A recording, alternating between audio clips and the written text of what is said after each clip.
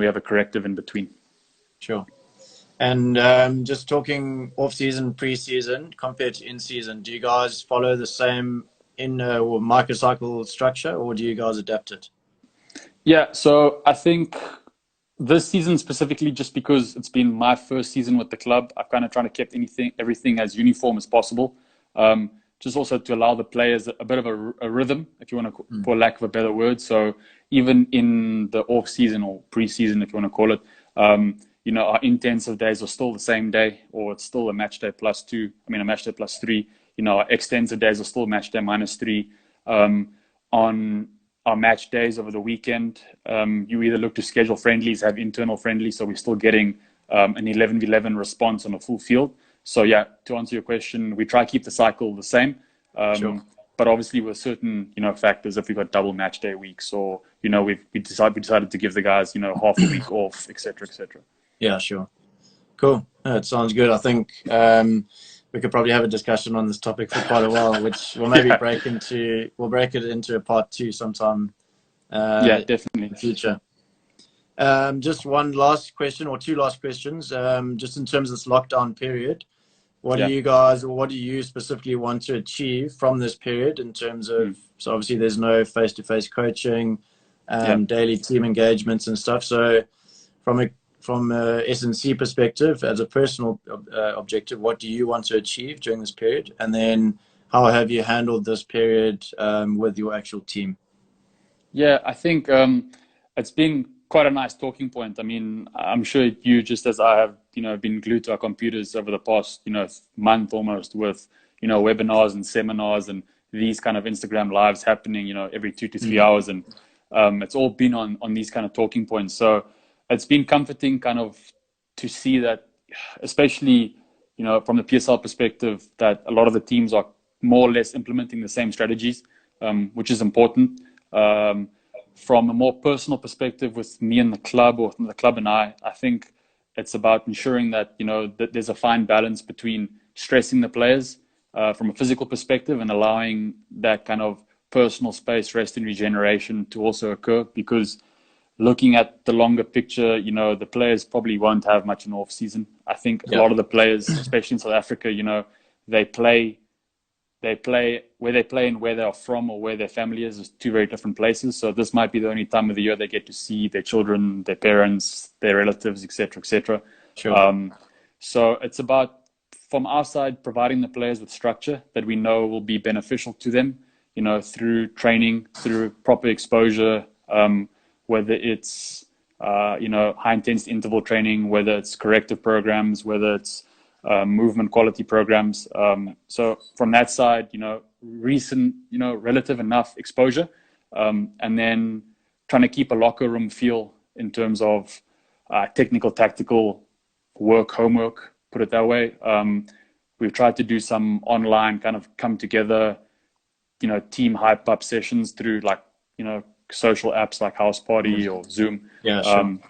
So we're trying to kind of keep a bit of a locker room feel with the guys, but also then still respect the fact that, they're professionals, and at the end of the day, it's up to them to do their work, and that we trust that they kind of implement what we put in place for them. Yeah, for sure. I think it's just trying to get that balance between giving them enough to do and just that mental refresh period as well, I think. Yeah, 100%. I think we were all probably a bit naive in the beginning, all parties, where we just wanted to kind of hound the players with, everything carries on. It's still an 8 to 5. It's still a Monday to Saturday kind of thing. But yeah, sure. The longer it's going on, the more you see that, you got to respect that balance between, them doing what they have to do as professionals, and allowing them that opportunity to break away from competitive sport, because it's a stressful point for everyone. I think, emotionally, psychologically, and yeah. Yeah, you definitely need to respect all those things. We've got one question from Sticks. How much football do you incorporate in top-up sessions for your match day players that didn't play 90 minutes? Yeah, it's a good question. I think it's been, topping up of players has been quite a hot topic over the past 2 or 3 years in terms of player management, especially with WTP. And, most coaches have different ways of going about doing their top-ups. From our perspective, it's kind of changed throughout the season. So what you'll see in the PSL, I mean, in the IPL and the EPL, sorry, in the English Premier League, is that a lot of the teams post-sessions are allowed to utilize the field after the game, and you'll see a lot of the times in the background guys running, doing some drills, catching up on some distance, etc., etc. We were fortunate enough this season, probably the first 4 to 5 months of the season, to be able to do that. But kind of as the season drags on, the groundsmen get a bit agitated. They want you off the field as quickly as possible. So that kind of put that to a stop. And what we then looked to do was incorporate, friendly games, whether it's the following day or 2 days later, for those players that have had limited minutes or did not partake in competitive football. Sure. What I have seen with some other teams that do own their own, stadiums or training facilities is that they'll have a full-on training session after a match and bring the whole squad in. Okay. Which we've seen a few times, which is nice if you have that luxury and that ability to do that. But from a player compliance thing, to bring a player in at 9 p.m. after a match to then train is a bit of a a ball ache as well. So yeah, it's killer. Yeah. So for example, I think to get back to the question, I think it's dependent on the individual. Number one, it's dependent on the constraints that you have and the time availability you have with the player. Sure. Last question, just to finish off. 2 of your top resource recommendations: any book, app, website, individual to talk to? Yeah, that's good. I think reflecting. I think I love podcasts.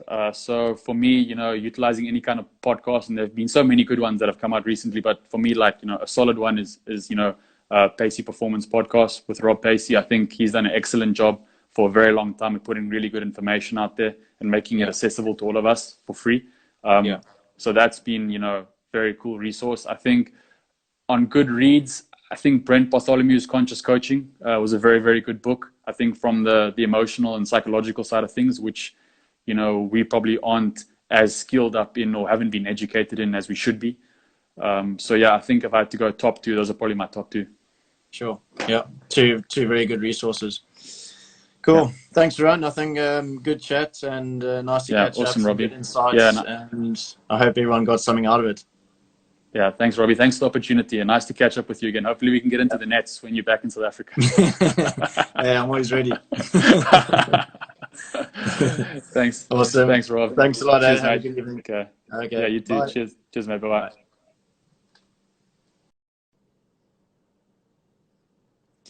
All right, thanks guys. Thanks for listening to episode 4. Just to end off, as a reminder, just to take a visit on our website.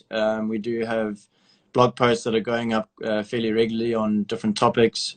We do also have a shop section where there are products which you can purchase, as well as products for free which you can download.